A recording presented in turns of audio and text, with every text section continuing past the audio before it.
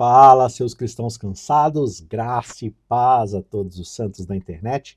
Chegou o momento da nossa classe bíblica, que ocorre todas as sextas-feiras, no final da tarde, às 6h30, onde nós estudamos algum conteúdo bíblico estritamente dentro de alguma proposta de curso, e nós estamos dentro do curso A História de Deus, um curso de teologia bíblica, compreendendo o grande tema do plano da redenção, da história bíblico-redentiva, onde Deus é o personagem principal, mas também ele é o autor dessa história.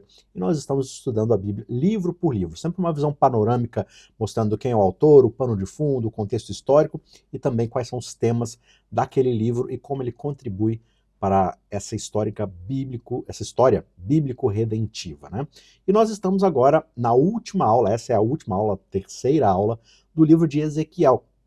Nós vimos o panorama aí de como Ezequiel é escrito em 48 capítulos, e nas duas primeiras aulas nós vimos os 24 primeiros capítulos, né, ali uma visão geral desses 24 primeiros capítulos. Na primeira aula a gente viu a grande primeira visão que Ezequiel tem sobre a presença gloriosa de Deus ali em Babilônia, aparecendo para ele no meio de Babilônia, e Ezequiel ele vê Deus assim de uma forma fantástica, e ele tem até dificuldade de descrever, mas a forma como ele descreve esse Deus traz para a gente várias lições sobre quem Deus é e quanto Deus nos ama, o quanto ele está preocupado conosco. Então vale a pena voltar lá na primeira aula para ver um pouco sobre essa visão. E na segunda aula, a gente estudou um pouco sobre a segunda grande visão de Ezequiel, que é quando ele vê esse Deus glorioso, esse Deus assentado no seu trono, com anjos, com querubins ao seu redor, dentro de toda a sua onisciência, onipresença, ele abandona o templo e ele abandona a cidade de Jerusalém. Por quê? Porque o povo cometeu tanto pecado, o povo se voltou tanto contra ele, quebraram aliança tantas vezes, e no livro de Ezequiel você tem várias dessas imagens mostrando ali, ilustrando o quanto o povo tinha traído, né, a relação com esse Deus da aliança. Então Deus finalmente abandona o templo e deixa o povo de Jerusalém à sua própria sorte, porque eles estavam buscando outros deuses, estavam buscando adorar a forma pagã de outras nações, e com isso importando todo tipo de impiedade, injustiça, de opressão, quebrando a lei, sendo injustos uns com os outros, e com isso Deus os abandona e permite que agora a Babilônia destrua completamente o templo e destrua também completamente Jerusalém. Isso vai acontecer em breve, agora nessa outra aula, nessa última aula que a gente vai ter sobre Ezequiel. Então agora a gente vai ver o que acontece do capítulo 25 em diante, e finalmente nós vamos ter a terceira e última grande visão, ou grande conjunto de visões aqui do livro de Ezequiel, que vai ajudar a gente também a ver o maravilhoso plano de redenção de Deus a partir aqui da visão desse profeta, tá certo? Então, a partir aqui dos capítulos 25, e aí você tem uma sequência longa aqui até o 32, e também no capítulo 35, a gente vai ver Ezequiel voltando sua atenção dos israelitas para as outras nações pagãs. Então veja, Israel está sendo acusado de copiar as práticas ímpias, opressoras, maldosas das outras nações. O que significa que, se Israel está copiando as outras nações, é porque as outras nações são igualmente ímpias, pagãs, más. Então, assim como a gente viu lá em Jeremias, a justiça de Deus ela não vai se limitar simplesmente ao seu próprio povo. Deus ele não é só rei sobre Israel, ele não é só Deus sobre uma nação específica. Deus é o Deus do mundo inteiro, de todo o universo, de toda a criação. Portanto, a sua justiça ela não é só sobre Israel, ela virá sobre o mundo inteiro, inclusive esses povos que são povos ímpios. Então, as nações vizinhas que tanto atacaram Israel e outros povos, né, quando elas venciam e castigavam Israel, levavam escravos ou oprimiam o povo, parecia que elas eram vitoriosas, né, ali oprimindo o povo da aliança. Mas, assim como Jeremias, Ezequiel vai mostrar que a ira de Deus, a justiça justa de Deus, também virá contra esse povo. Eles também estão em apuros com Deus. E o Senhor vai julgá-los de igual forma. Deus vai restaurar a plenitude das coisas. E para isso ele irá julgar tudo aquilo que é o mal. Então não só o resto dos outros povos, né, está isento, como o próprio Israel também, mesmo sendo o povo exclusivo de Deus, também não está isento. Eles não podem se esconder no templo, eles não podem se esconder por trás da aliança, porque eles quebraram essa aliança, né? Então, o povo de Deus vai ter certeza de que somente Yahvé, somente o Senhor, é soberano sobre todas as nações, não importa qual nação seja. Então você tem aqui no capítulo 25, verso 17, um trechinho, que resume meio que o tom de todas essas mensagens de julgamento para as nações de Amon, Moabe, Edom, Filístia, Tiro, Sidom, Egito. O resumo que fica para todas elas, após várias e várias mensagens de juízo, é: todas elas saberão que eu sou o Senhor quando eu tiver exercido a minha vingança contra eles. Então, Deus ele quer mostrar algo que Israel falhou em mostrar, que Deus é soberano, que Deus é Deus sobre todo o universo criado e não apenas sobre Israel. Então, se Israel falhou nisso, né, em fazer isso, Deus mesmo vai demonstrar com seu poder e com a sua justiça, o seu julgamento, que ele é Senhor de todos. Agora, um outro padrão que fica muito evidente nesses capítulos é que todas essas nações opressoras, elas de certa forma têm uma característica muito inerente do ser humano. Todas elas veem a si mesmas como soberanas, como o próprio Deus. Cada rei representando a sua nação, cada rei representando o seu povo, eles se sentam no trono daquela nação e eles acham que eles são soberanos sobre tudo. Eles são maiores do que o próprio Deus, eles veem a si mesmos como soberanos, como divinos, né? Mas a mensagem de Deus aqui por meio de Ezequiel é que Deus irá julgar a todos esses seres que se acham iguais a ele, todos esses seres que se acham do tamanho dele, e Babilônia vai vir para acabar com tudo, para destruir tudo. E é claro que a própria Babilônia vai também ser julgada por Deus posteriormente, né? No capítulo 28, ilustrando, né, esse exemplo dessas nações que se veem como Deus, a gente tem uma famosa passagem aqui que ela é bastante ambígua, porque ela parece descrever mais do que um próprio rei. Ela toma o rei de Tiro aqui como exemplo, mas você percebe na descrição, e a gente vai ler um trechinho aqui, de como Ezequiel está falando, de como Deus está falando, que parece que não está falando simplesmente com esse rei terreno. Preste atenção aqui em como Ezequiel ele descreve a queda desse rei, e perceba que ele está falando de algo um pouco mais profundo do que isso. Veja, você era o modelo de perfeição, cheio de sabedoria e perfeito em formosura. Ok, até agora uma descrição normal que pode se aplicar a qualquer rei, qualquer soberano, qualquer príncipe, mas perceba agora como é que esse tom ele apresenta algo mais. Você estava no Éden, jardim de Deus, e se cobria de todas as pedras preciosas. Ele não está falando agora simplesmente do rei de Tiro. Você era um querubim da guarda. Olha só, ele está falando aqui de um anjo, de um querubim que estava numa posição muito elevada, que andava no meio do Éden, né, o jardim de Deus, e você foi ungido, você foi separado para um propósito específico. Eu o estabeleci, Deus diz. Você permanecia no Monte Santo, ou seja, onde Deus se senta para reinar, no Monte Santo de Deus, e você andava no meio das pedras brilhantes. Você era perfeito nos seus caminhos, desde o dia em que foi criado, até que se achou iniquidade em você. E na multiplicação do seu comércio, você se encheu de violência e pecou. Por isso, ó querubim da guarda, eu o profanei e lancei fora do monte de Deus. Então você percebe que ele começa falando do rei de Tiro, mas em determinado momento a coisa vai se aprofundando e ele muda agora para algo além do rei de Tiro. O rei de Tiro aqui ele parece estar sendo comparado ao próprio Satanás, ao próprio Lúcifer, ou seja, o paradigma da forma, digamos assim, do modelo de inspiração para todos esses reis é mais do que simplesmente o rei de Tiro. É, na verdade, um paradigma que simboliza um ser que emana de uma forma muito mais ampla soberba, orgulho, de alguém que tenta usurpar o lugar de Deus. Isaías descreve lá no capítulo 14 do seu livro, né, falando do rei da Babilônia, ele usa um artifício muito semelhante, quando ele fala, olha, você disse para si mesmo, eu vou subir às mais altas nuvens e serei semelhante ao Altíssimo. Eu vou me sentar no monte da congregação, ou seja, eu vou sentar no próprio trono de Deus. Então Satanás aqui, ele é o grande paradigma que, digamos assim, influencia todos esses reis a desenvolverem o mesmo tipo de filosofia, o mesmo tipo de pensamento. Eu vou usurpar o lugar de Deus. Eu vou me assentar no trono que só pertence a ele. Então veja, por mais que Satanás tenha sido o precursor desse tipo de pensamento, o pecado que ele importou, que ele traficou para dentro do mundo, né, é na verdade o pecado da soberba, que influencia todos os seres humanos. Como é que Adão e Eva pecam? Eles se julgam autossuficientes em relação a Deus, eles se julgam soberanos em relação àquilo que Deus disse. E esse tem sido o pecado do ser humano, vez após vez, passo a passo, livro a livro, como a gente tem visto em todas as histórias, em todos os livros bíblicos. O grande problema do ser humano é que ele se julga autossuficiente. E agora o problema aqui de Israel, qual que é?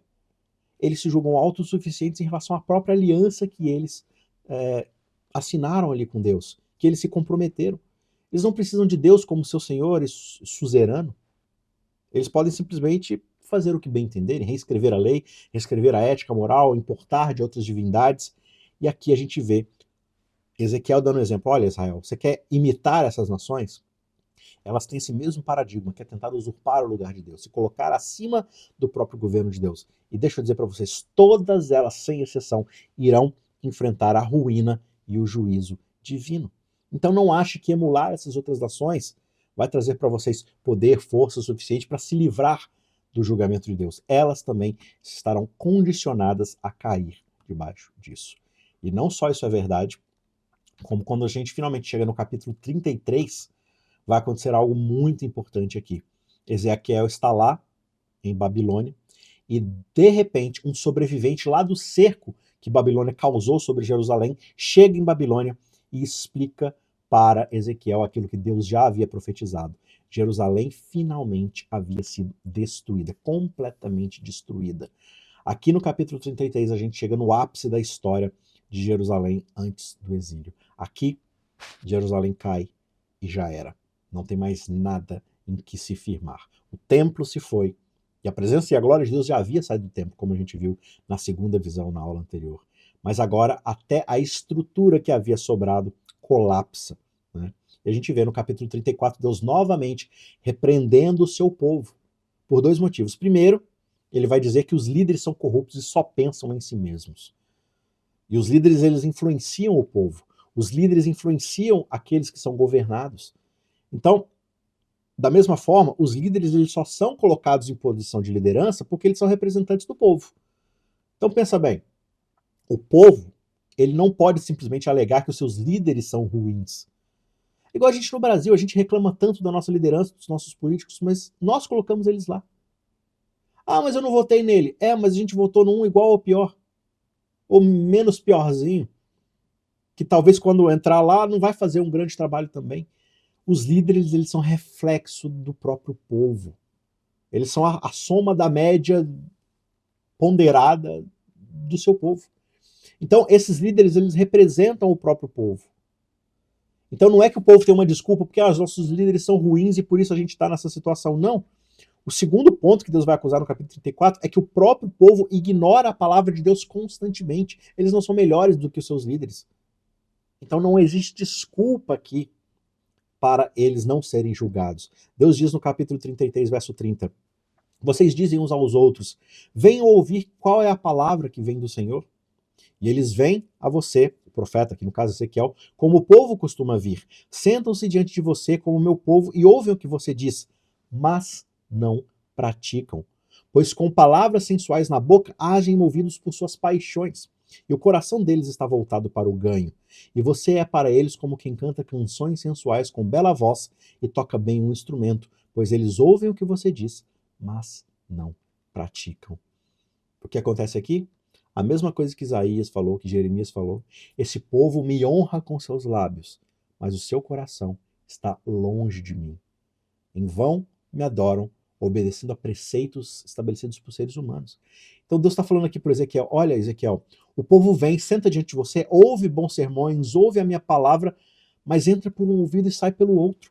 Porque na hora deles viverem na prática, agirem como seres humanos, diante de mim, diante da aliança, diante de outros povos, eles vivem para o seu próprio ganho pessoal, agem movido por suas próprias paixões, ou seja, pelo seu próprio coração, pelos seus desejos íntimos, de luxúria, de egoísmo, e por aí vai. Ignoram completamente a minha palavra. Por isso, o julgamento vai acontecer. Então, o povo se senta, ele ouve, ele desfruta da palavra de Deus, assim como, ouvi um bom sermão, nossa, o sermão hoje foi muito bonito. Eu vou lá na igreja, me sento, ouço o pastor pregar, nossa, que sermão bonito. Aí eu volto para a minha vida prática. Eu simplesmente ignoro. Não, é uma boa mensagem, é bonita, é inspiradora, mas agora a gente está no mundo real. Agora eu estou vivendo e fazendo aquilo que eu bem entender. Não tem nada a ver com a igreja. A vida da igreja é no próximo sábado.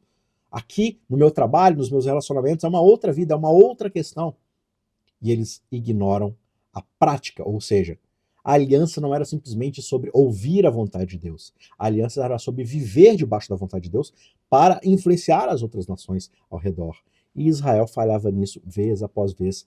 Eles iam lá, realizavam todos os tipos de rituais de adoração a Deus que estavam estabelecidos na própria Torá, só que os seus corações, na verdade, estavam inclinados para os ídolos.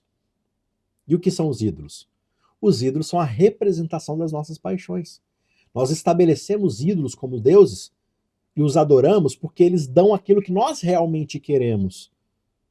Os deuses alimentam as nossas paixões. Nós buscamos o Deus da diversão, o Deus do dinheiro, o Deus dos prazeres. E nós servimos esse Deus. O que é a adoração de fato? A adoração não é só uma programação que você faz na igreja, um culto. A adoração é quando você vive a sua vida em relação à ética, à filosofia, ao estilo de vida daquele Deus a quem você adora. Se você vive apenas pelo ganho, pelo juntar dinheiro, pelo ficar rico e posses e tudo mais, a sua vida é uma adoração ao Deus do dinheiro. Se você vive seus próprios prazeres sexuais, pornográficos, para luxúria, para ficar por aí vivendo e usando as pessoas como objetos para satisfazer suas necessidades, você está adorando. Isso são atos de adoração ao Deus da luxúria.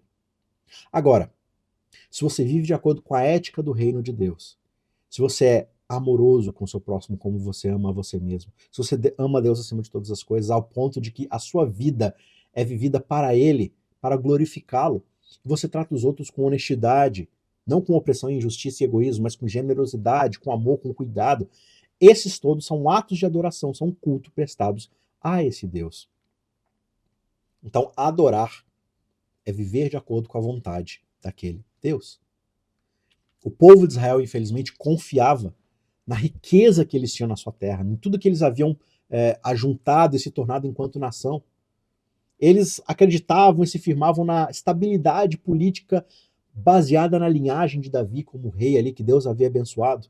E eles até mesmo confiavam no próprio templo pela estabilidade religiosa que proporcionava. Não, o templo simboliza que Deus está conosco, que a presença dele está aqui, então ele está abençoando tudo que a gente está fazendo. Só que no meio de toda essa confiança nesses objetos, eles ignoravam aquilo que de fato eles deveriam estar buscando, que é a palavra de Deus de fato. Portanto, nenhuma dessas coisas que eles confiavam iria salvar o povo, porque faltava a coisa que de fato dava valor a esses presentes, o próprio Deus. Estaram no favor do Deus da aliança, e Deus não poderia ser conivente com um povo que agora simplesmente mimificava as nações pagãs e os outros deuses ao redor. E aí a gente tem então agora uma terceira e última sequência de visões que vão então demonstrar o retorno do rei. Como é que Deus ele vai trazer esperança diante desse cenário de juízo e julgamento? Como é que o povo será redimido então dentro desse panorama? Então essa última sessão aqui de profecias de Ezequiel vai conter essas famosas visões de esperança que a gente começa a observar uma após a outra. Lá no capítulo 34, de cara, a gente já lê sobre o retorno do rei Davi. Claro que aqui é um retorno profético, né? É alguém como Davi. Alguém que viria e teria o coração segundo o coração de Davi era em relação a Deus. Davi tinha um coração segundo o coração do próprio Deus. Então, esse novo rei, esse Messias que viria prometido para manter a linhagem de Davi, ele viria com o coração de Davi, um coração voltado à vontade de Deus, amar a esse Deus e obedecê-lo. Ele diz aqui no verso 23 do 34, porei sobre elas, as minhas ovelhas, né, o povo, um só pastor, e ele as apacentará. O meu servo Davi, ele as apacentará e será o seu pastor. Eu, o Senhor, serei o seu Deus, e o meu servo Davi será príncipe no meio delas. Então aqui existe a promessa desse Redentor, Messias, que viria para redimir, para juntar o povo, para governá-lo segundo a justiça divina, num lugar onde Deus seria o governante deles através desse príncipe que seria Davi, ou alguém assim como Davi, que amava Deus acima de todas as coisas, que tinha prazer na aliança, na lei de Deus. Então, esse novo Davi, ele simbolizava justamente esse futuro líder messiânico que governaria Israel com justiça, com cuidado, com amor, totalmente diferente desses pastores de Israel que foram infiéis durante a história do povo ali, que conduziram o povo a essa infidelidade em relação à lei.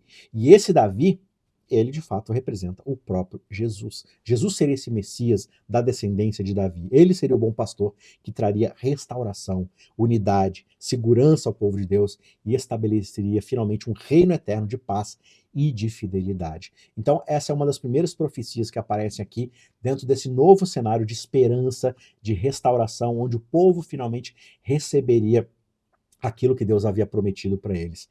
E existe uma promessa muito notável aqui no capítulo 36, algo muito bonito.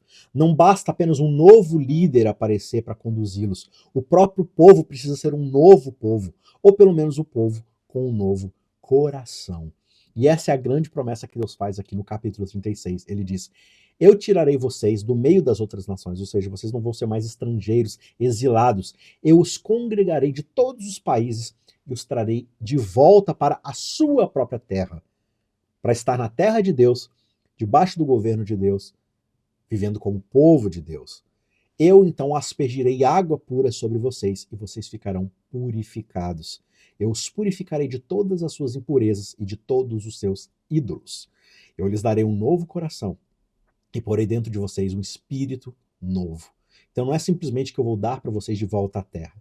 Eu vou dar para vocês o que vocês precisam para ser o meu povo verdadeiramente, para me amar, para me obedecer, para me adorar. Um novo coração, um espírito novo. Eu tirarei de vocês o coração de pedra e lhes darei um coração de carne. Porei dentro de vocês o meu espírito e farei com que vocês andem nos meus estatutos, que vocês guardem e observem os meus juízos. Vocês então habitarão na terra que eu dei aos seus pais. Vocês serão o meu povo e eu serei o seu Deus. Aqui está uma promessa magnífica de que Deus ele não só trará um novo líder, mas que ele abençoará o povo dando a eles um novo coração, um novo espírito, uma nova forma de viver. É o mesmo que Jeremias falou lá atrás. Ninguém mais vai sair por aí dizendo: olha, você precisa conhecer a Deus. Não, todos eles me conhecerão, porque eles terão a nova lei, a nova aliança no seu coração. Não uma aliança de tábuas, de pedras, mas uma aliança escrita no próprio coração. Um coração novo que tem a própria essência da ética divina, que guarda em si a aliança do reino de Deus na sua essência. Um povo que, por causa desse novo líder, será inspirado a viver uma nova vida, como um novo povo que vai finalmente ser luz no meio de todas essas nações. E aí no capítulo 37, a gente descobre como é que isso vai ser feito, né, como é que se dará esse processo através de uma outra notável visão de Ezequiel, que é a famosa visão do Vale dos Ossos Secos. Ali, diante desse vale de vários ossos, ou seja, de cadáveres putefatos que viraram caveiras, Isaías prega a palavra e esses ossos ganham vida. E não só ganham vida como caveiras inanimadas, mas na verdade eles são restaurados à humanidade. Um resumo aqui no versos 5 e 6 do capítulo 37. Assim diz o Senhor Deus a estes ossos: eis que farei entrar em vocês o Espírito que vem de Deus, o Espírito de vida, e vocês viverão. Porei tendões sobre vocês, farei crescer carne sobre vocês e os cobrirei de pele. Porei em vocês o Espírito, e vocês viverão. Então vocês saberão que eu sou o Senhor. É muito interessante aqui, porque esse vale de ossos secos representa justamente o Estado de Israel. O Estado não no sentido da geografia, mas o Estado de espírito, o Estado humano deles, que é um Estado espiritual de morte, de exílio. Eles são esses ossos no vale seco. Só que Deus aqui ele pretende, ele promete recriar um novo tipo de ser humano, uma nova humanidade que é transformada espiritualmente. Não é mais espiritualmente morta, mas é uma nação renovada, uma nação viva, que será novamente reconciliada com o próprio Deus. Então aqui a gente tem uma visão gloriosa, magnífica de esperança, de que Deus irá restaurar todas as coisas. Além da morte, além do exílio, existe uma nova vida, existe uma transformação genuína que finalmente permitirá que o povo tenha condições de amar a esse Deus de todo o seu coração, porque eles possuem agora um novo coração, um novo espírito, uma nova vida. Só que a esperança oferecida por Deus não para simplesmente no povo de Israel. Existe sim primariamente, né, porque ele é o povo da aliança, então eles recebem primariamente a salvação e a redenção por meio de Deus, por meio desse novo Messias, desse futuro Messias. Mas assim como Ezequiel ele profetiza juízo contra as outras nações, lá nos capítulos anteriores, do 25 até o 32, né, existe o juízo, existe a destruição, existe também esperança para as novas nações aqui no capítulo 38, e 39, para as outras nações, né? Existe essa profecia de esperança, porque a gente vê essa figura de um líder rebelde hostil chamado Gog, né? Que ele vai simbolizar a opressão dos reis, como o rei de Tiro, o rei do Egito, ou seja, ele é esse arquétipo da rebelião humana contra Deus. Né? Assim como a gente vê Satanás como o grande arquétipo do orgulho humano, Gog aqui é essa representação de todos esses reinos, desde lá de Gênesis 10, que se voltaram contra Deus, que se tornaram maus e se opuseram a Deus, ao seu povo, que oprimiram as nações, que viveram de forma opulenta e opressora contra outros povos, contra as pessoas que perpetuaram a injustiça no meio dos seus reinos. Eles são esse arquétipo da rebelião humana, da maldade humana em se voltar contra Deus. Só que o que vai acontecer aqui? Esses dois capítulos eles trazem essas imagens simbólicas de destruição, de julgamento contra esse tal Gog, esse líder rebelde, né? E esses capítulos vão restaurar ou retratar uma espécie de luta, de batalha final, e Deus finalmente vai derrotar de forma definitiva essa figura que representa as forças do mal, o império da opressão e da maldade e da injustiça que rege todas essas nações. E isso garante a restauração não só do povo de Israel, mas de todas as nações como um todo. E aí então a gente chega à última grande série de visões aqui do livro de Ezequiel, que são os capítulos 40 a 48. Dentro dessa sequência das três grandes visões, né, que mostram a glória de Deus sentado no seu trono, sobre os quatro querubins, as rodas, os anjos, os olhos em todos os lugares, demonstrando todo o poder, toda a glória de Deus, aqui nos capítulos 40 a 48, Deus mostra a Ezequiel agora um novo templo. Então perceba, na primeira visão Deus está fora do templo, está lá em Babilônia com o povo, com Ezequiel. Na segunda visão, Deus abandona o templo, a sua glória se retira do templo. Mas agora Deus vai mostrar a Ezequiel um novo templo.